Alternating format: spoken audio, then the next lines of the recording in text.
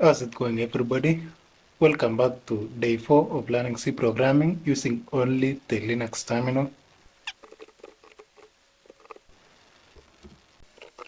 Remember, in this series, we are following the life of one simple C program from source code all the way to the CPU. Today, we are not learning about assembly language. If we do, we'll get lost in the details and forget why we are here. Our task for today is very simple. So far, we have known how to instruct GCC to stop at the preprocessing stage. This is the code. This is what happened at the preprocessing stage. It copies the contents of the stdio.h file at the top of our program. The next step is compilation. Compilation produces an assembly.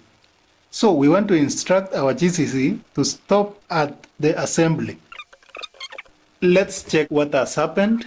It has created a brand new file called hello.s. Our task for today is very simple.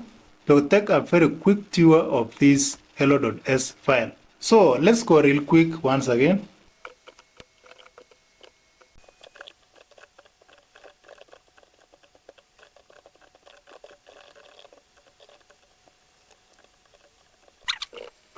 So we want to instruct GCC to stop at the assembly stage. So let's quickly look at what is happening inside it. Here is inside hello.s. I want us to go through some very basic landmarks which are very important. We will not confuse ourselves by learning very sophisticated terms. So the first one is .file. .file tells us which source that GCC translated. So it translated our hello.c into hello.s. Just as simple as that. Then the next one is .text. .text is where our executable instructions will go. This is where the CPU instructions will go. Then rodata. RO means read only. This will just store our message, that is our string, which is hello Patrick and all the viewers. This is data, this is not instructions. CPUs separate data from instructions. GCC separates data from instructions. Data is just something like string, like hello Patrick and all the viewers. It doesn't instruct the CPU to do anything. But text are more advanced, like these ones, move queue, lead queue. These are instructions, move, call, whatever. These are instructions, but these ones are just data. Our next landmark is main.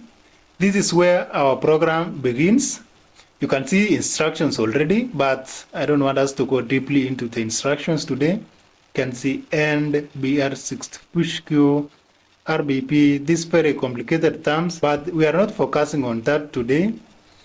Just know that this is where our program begins. This is the instructions of our program. It's now instructing the CPU to do something. Of all these instructions, let's look at this. Let's look at this printf. Remember, in our program, we said printf and then hello Patrick and all the viewers. So this is where the CPU is being instructed to call printf. We learn later what PLT means. And then finally, we have ret. Ret means return. So this is the end of our function. This is the end of our function. It means our function ends here. And just like that, there are many other lines in this file. Some help with debugging, some help the linker, some provide metadata for other tools. They are important, but they are not important yet. We'll come back to them later when they become part of our story. So that's pretty much it for today. Thank you so much for watching. I hope you gained something. Don't forget to like and subscribe. Please let me know what you gained in this video today. And I hope to see you in the next episode. See you in the next one. Bye.